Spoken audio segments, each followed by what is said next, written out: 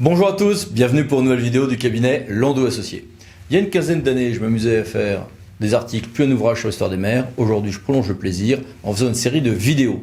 Et aujourd'hui, regardons les mers à l'heure de la Pax Napoleonica. En matière de collectivité locale, comme ailleurs, Napoléon Bonaparte a bâti des institutions pérennes, représentant, reprenant ce qu'il y avait de plus efficace dans chacun des régimes passés, anciens régimes ou révolutions. Mais avec deux impératifs. L'inforce et l'indivisibilité du pouvoir de l'État. Ces objectifs, très militaires, correspondant indéniablement aux soucis du temps après la tourmente révolutionnaire. Cette méthode et ces objectifs se retrouvent dans les deux institutions qui fondent l'administration territoriale de la France d'alors, le préfet, dans son département, et le maire, dans sa commune. Pour les communes, la période du consulat, puis de l'Empire, sera donc celle de la reconstruction, de la stabilisation, mais aussi celle des apparences. Apparence de l'autonomie, apparence du suffrage universel. En 1800, est institué sous une forme rénovée l'intendant de l'Ancien Régime, mais on va dire que c'est le préfet, dont le nom d'ailleurs est puisé dans l'histoire romaine. C'était politiquement neutre et c'était à la mode. Mais cet héritier des fonctionnaires de la monarchie exerce dans un cadre géographique issu quant à lui de la Révolution, à savoir le département. Le préfet se retrouve doté de puissants pouvoirs. Je dis retrouve car on retrouve les puissants pouvoirs de l'intendant. La loi de l'an 8 est catégorique. Le préfet sera seul chargé de l'administration du département.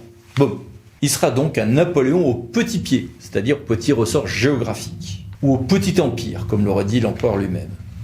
Mais le préfet reste soumis à une surveillance hiérarchique permanente, comme aujourd'hui. Aux côtés du préfet se retrouve le conseil général, ancêtre du conseil départemental, sauf qu'à l'époque il le présidait, et le conseil de préfecture, ancêtre du tribunal administratif. Deux institutions qui, au fil des décennies, réussiront à s'affranchir de la tutelle préfectorale. Des décennies ou des siècles. C'est le rétablissement de 40 000 communes qui est la plus frappante des réformes de Bonaparte. En 1789, on l'a vu lors de la précédente vidéo, ces communes semblaient menacées de leur existence même, scindées dans certains cas, regroupées dans d'autres. Non, c'est la fin des quasi-fusions de communes par canton. Dès ces premiers mois de régime consulaire, l'administration de canton va être supprimée alors que celle-ci, sous le directoire, avait été profilée de sorte à quasiment fusionner les communes. Est ainsi rétablie l'institution municipale, née en 1789 avec un découpage issu de l'Ancien Régime sous les auspices de Mirabeau, enfin qu'il n'était plus trop de bon ton de citer à l'époque, depuis l'armoire de fer. Bonaparte, inspiré par Roederer, ne laissera pas un vide s'installer entre départements et communes. Il va installer au sein du département une institution qui demeure aujourd'hui, l'arrondissement. Ça sera le siège du pouvoir du nouveau sous-préfet, bien sûr, mais aussi, et ça a disparu, du conseil d'arrondissement. Ce dernier dispose de peu de pouvoir. C'est le sous-préfet qui a tous les pouvoirs, en réalité. Et l'arrondissement était surtout une circonscription de l'action de l'État. Il le demeure. Plus ou moins vide, mais il le demeure. Toutefois, le rôle essentiel du sous-préfet reste bien de contrôler les communes jusque dans les moindres détails. Car la démocratie locale est complètement en trompe-l'œil.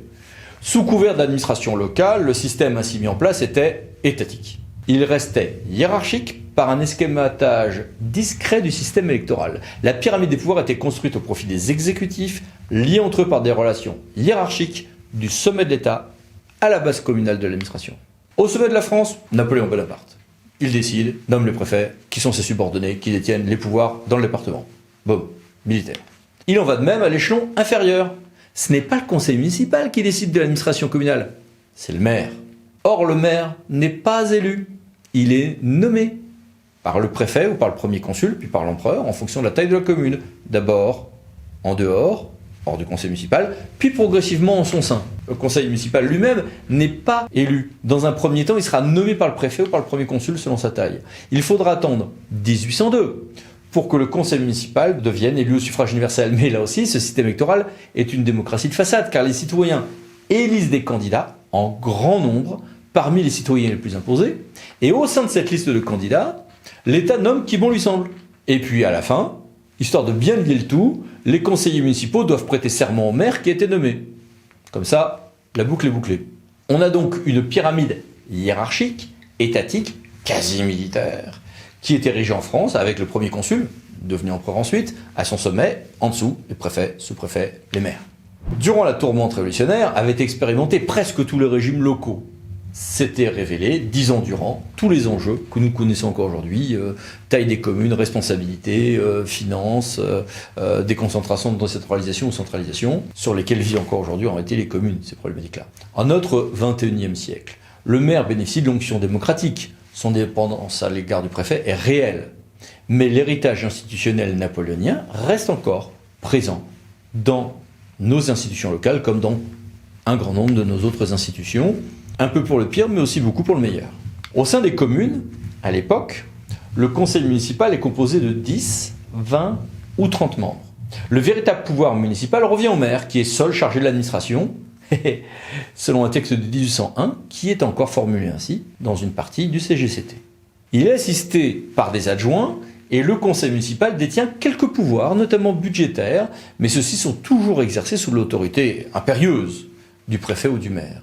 Les pouvoirs conférés aux municipalités, et tout principalement aux maires, étaient initialement considérables et le demeuraient pendant l'Empire, mais sous contrôle, avec des contours assez proches de ce qu'on connaît aujourd'hui maintenant, les allées marchés, les pouvoirs de police, les chemins ruraux, la voirie communale, les bâtiments du culte après le Concordat, les écoles primaires, le logement des instituteurs, qui n'était supprimé qu'au XXe siècle, l'état civil, etc. Certaines procédures, comme celle aux limites territoriales des communes, le budget, le cadastre, la séparation entre ordonnateur et comptable, l'administration des portions éloignées de la commune par un adjoint spécial, les rôles des contributions directes sont directement issus du texte des droits des régimes juridiques de cette époque. Dans ce carcan stable mais autoritaire, forgé à partir notamment de 1800, la démocratie locale finira par s'installer, le maire par s'affirmer. Cette œuvre de longue haleine s'étalera plus de 150 ans avec des étapes importantes en 1831, 1837, 1871, 1884. Nous le verrons dans nos prochaines vidéos. Merci donc, à bientôt, au revoir.